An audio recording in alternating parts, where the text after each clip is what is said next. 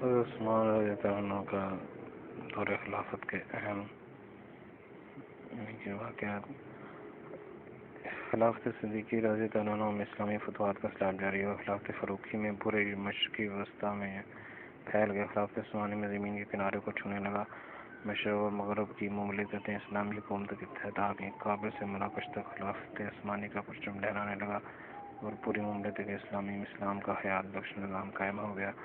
امیر المومنین حضرت عثمان بن عفان عساکر اسلام کے سپہ سالار اعظم تھے۔ آپ کی رہنمائی میں قیادت میں اسلامی محاذ جنگ پر جہاد کر رہے تھے۔ روز بروز فتح و کامرانی کی خوشخبریوں سے حضرت عثمان رضی اللہ عنہ کا دل شاد و خرم تھا۔ بنی آدم بادشاہوں کے چنگل سے چھٹکارا پا رہی تھی اور اللہ کی حاکمیت کو تسلیم کر رہی تھی۔ متضعفین جنہیں دنیا حقارت کی نظر سے دیکھتی تھی زمین کے وارث بنا دیے گئے۔ زمامہ اقتدار فساق کے ہاتھوں سے نکل کر صالحین کے ہاتھوں میں پہنچ گئی تھی اور صالحین اقتدار پانے کے بعد نماز اور زکوٰۃ کا نظام قائم کرنے میں لگے ہوئے تھے۔ ایران کے مجوسی اور کرد، مصر کے بت پرست اور قبطی، شام کے عیسائی، کابل اور آذربائیجان کے بتوں کے پجاری توحید کے علمبردار بن رہے تھے۔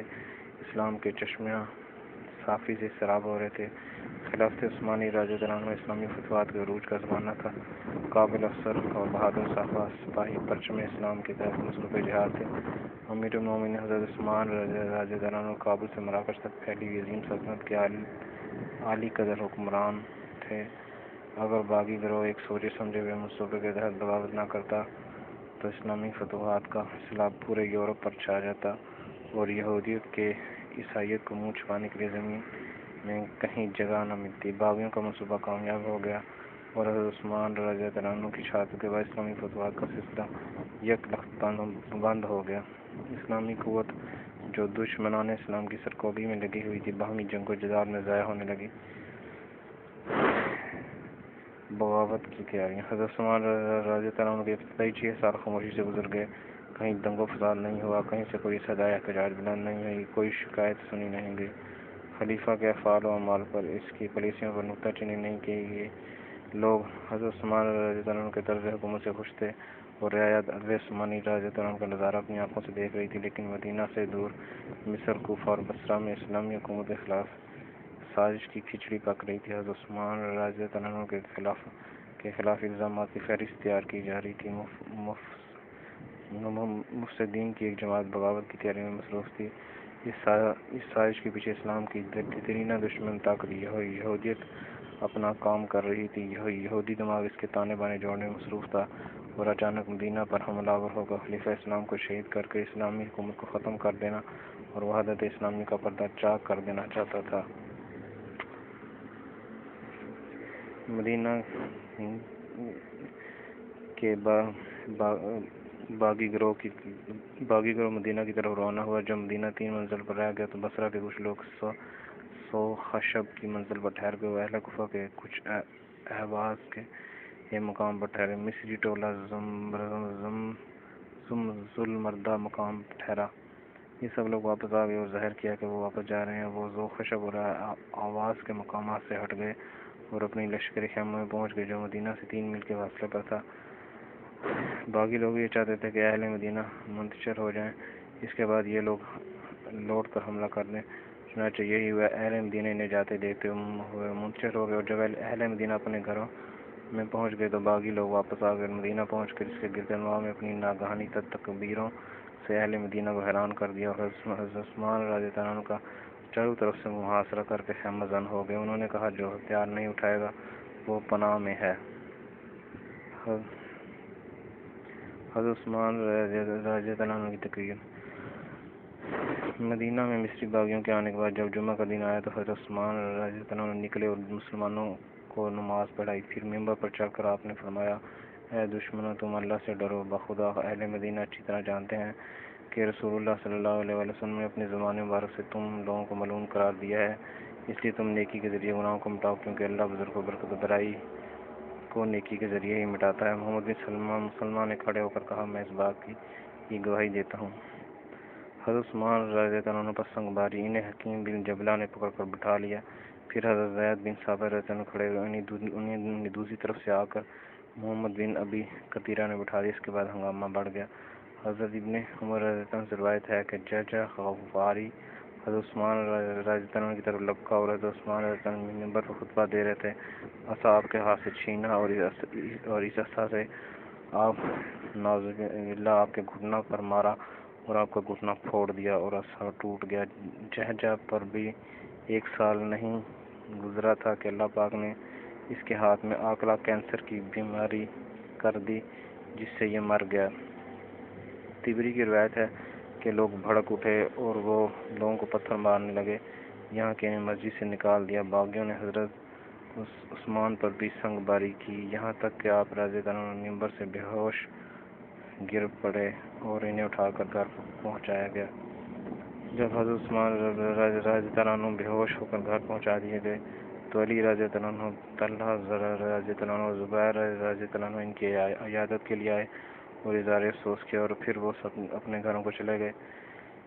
امامت ممنوع۔ حضرت عثمان رضی اللہ عنہ نے 20 دن تک نماز پڑھائی، پھر باغیوں نے انہیں نماز پڑھنے سے روک دیا۔ اس کے بعد باغیوں کے سرغنہ غافقی نے نماز پڑھائی، جس کے بعد تمام مصری، کوفی اور بصری باغی مطیع ہو گئے، مگر اہل مدینہ اپنے گھروں کی چار دیواری میں محصور ہو گئے تھے۔ وہ گھروں سے نہیں نکلتے تھے، ان میں سے کوئی تلوار کے بغیر نہیں بیٹھتا کہ ان باغیوں کے ظلم و ستم سے اپنے آپ کی حفاظت کر سکے۔ یہ محاصرہ 40 دن تک رہا اور اسی اسلام میں قتل و غارت بھی ہوئی۔ جو کوئی باغیوں سے مزاحمت کرتا تھا وہ اس کے خلاف ہتھیار اٹھاتے تھے۔ باغیوں نے قصر خلافہ کا محاصرہ کر لیا، رات بھر آگ کی طرح کے مواد پھینکتے رہے۔ صبح ہوتے ہی قنابہ بن طاب نمودار ہوا اور اس کے ہاتھ میں آگ کا ایک شعلہ تھا جسے لے کر وہ آل حزم کے گھر کے راستے پہنچ گیا۔ پھر مٹی کے تیل سے بھرے ہوئے شعلے برستے رہے اور گھروں کے دروازے جل گئے۔ حضرت عثمان رضی اللہ عنہ نے فرمایا، آگ لگنے کے بعد اب کچھ نہ کیا جائے کیونکہ لکڑیاں جل گئی ہیں اور دروازے بھی جل گئے، اس لیے جو میرا مطیع فرمانبردار ہے وہ اپنا گھر بچائے کیونکہ یہ لوگ صرف میرے در پہ ہیں۔ باخدا بہت جلد میرے قتل پر یہ پشیمان ہوں گے۔ اگر وہ مجھے چھوڑ بھی دیں تو اس وقت انہیں معلوم ہوگا کہ میں زندہ نہیں رہنا چاہتا کیونکہ میرا حال بہت خراب ہو گیا ہے، میرے دانت ٹوٹ چکے ہیں اور نعوذ باللہ میری ہڈیاں نرم ہو گئی ہیں۔ حضرت علی رضی اللہ عنہ کی خدمات۔ حضرت شداد بن اوس رضی اللہ فرماتے ہیں کہ یوم دار میں جب حضرت عثمان رضی اللہ عنہ کا سخت محاصرہ باغیوں نے کیا تو لوگوں کی طرف آپ نے چہرہ مبارک نکال کر فرمایا، اے اللہ کے بندو۔ راوی کہتے ہیں میں نے حضرت علی بن طالب رضی اللہ عنہ کو دیکھا کہ وہ اپنے مکان سے رسول اکرم صلی اللہ علیہ وسلم کا امامہ مبارک سر سے باندھ کر گلے میں تلوار لٹکا کر نکلے اور ان کے آگے حضرت حسن رضی اللہ عنہ اور حضرت عبداللہ بن عمر رضی اللہ عنہ تھے اور چند حضرات مہاجرین انصار میں سے ان کے ہمراہ تھے۔ ان حضرات نے وہاں پہنچتے ہی لوگوں پر حملہ کیا اور ان کو تتر بتر کر کے حضرت عثمان رضی اللہ عنہ کے پاس داخل ہوئے۔ حضرت علی رضی اللہ عنہ نے حضرت عثمان رضی اللہ عنہ سے کہا، السلام علیکم یا امیر المومنین، بے شک رسول اللہ صلی اللہ علیہ وسلم نے یہ امر اس وقت تک نہیں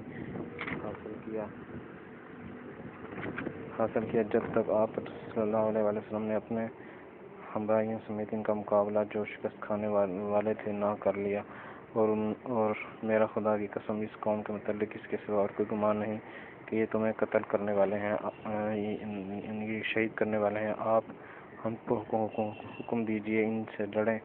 حضرت عثمان رضی اللہ عنہ نے یہ سن کر فرمایا، میں اس آدمی سے جس نے اللہ کا لیے حق دیکھا اور اس بات کا اقرار کیا کہ میرا اس آدمی پر حق ہے، قسم دے کر کہتا ہوں کہ میرے بارے میں نہ تو کسی کا ایک چھوٹا خون بہایا جائے اور نہ خود اس کا خون بہے۔ حضرت علی رضی اللہ عنہ نے دوبارہ وہی بات کہی۔ حضرت عثمان رضی اللہ عنہ نے دوبارہ پھر وہی جواب دیا۔ راوی کہتے ہیں میں نے حضرت علی رضی اللہ عنہ اور حضرت عثمان رضی اللہ عنہ کے دروازے سے نکل رہے تھے، کہتے جا رہے تھے، اے میرے اللہ تو خوب واقف ہے، میں نے اپنی کوشش کی، انتہا کر لی۔ اس کے بعد مسجد میں داخل ہوئے، جماعت کا وقت ہو چکا تھا۔ لوگوں نے حضرت علی رضی اللہ عنہ سے کہا، اے ابو الحسن آگے بڑھیے اور ہم لوگوں کو نماز پڑھائیے۔ حضرت علی رضی اللہ عنہ نے فرمایا، اسی حالت میں امام کو محاصرہ کیا گیا، میں تمہاری امامت نہ کروں گا اور لیکن میں تو تنہا نماز پڑھوں گا۔ حضرت علی رضی اللہ عنہ تنہا نماز پڑھ کر اپنے مکان چلے گئے۔ اتنے میں ان کے صحابہ نے ان سے آ کر کہا، اے ابا جان، خدا کی قسم باغی لوگ حضرت عثمان رضی اللہ عنہ کے گھر پر ٹل پڑے۔ حضرت علی رضی اللہ عنہ نے فرمایا، انا للہ و انا الیہ راجعون، خدا کی قسم یہ باغی حضرت عثمان رضی اللہ عنہ کو ضرور شہید کریں گے۔ لوگوں نے پوچھا، اے ابو الحسن، قتل شہید کیے جانے کے بعد حضرت عثمان رضی اللہ عنہ کہاں ہوں گے؟ فرمایا، خدا کی قسم جنت کے باغات میں تفریح کر رہے ہوں گے۔ لوگوں نے دریافت کیا اے ابو الحسن یہ باغی کہاں ہیں؟ فرمایا خدا کی قسم یہ آگ میں ہوں گے، اور 3 مرتبہ اس جملہ کو کہا۔ حضرت عثمان رضی اللہ عنہ نے ان دنوں قرآن کریم کی تلاوت کا وقت جاری کر رکھا تھا۔ آپ جب نماز پڑھتے تھے تو آپ کے قریب قرآن مجید کا نسخہ رکھا رہتا تھا۔ جب آپ تھک جاتے تھے تو آپ بیٹھ کر قرآن کریم ناظرہ پڑھتے تھے۔ جب مصریوں نے دیکھا کہ نہ تو کوئی دروازے پر ان کا مقابلہ کر رہا ہے اور نہ اندر جا سکتے ہیں تو وہ آگ لے کر آئے اور اس سے دروازے اور چھت میں آگ لگا دی۔ دروازہ اور چھت جلنے لگے۔ جب لکڑیاں جل چکیں تو چھت دیوار دروازہ پر گر گئی۔ اس وقت حضرت عثمان رضی اللہ عنہ نماز پڑھ رہے تھے، اس لیے گھر والے اٹھ کھڑے ہوئے تاکہ انہیں اندر آنے سے روکیں۔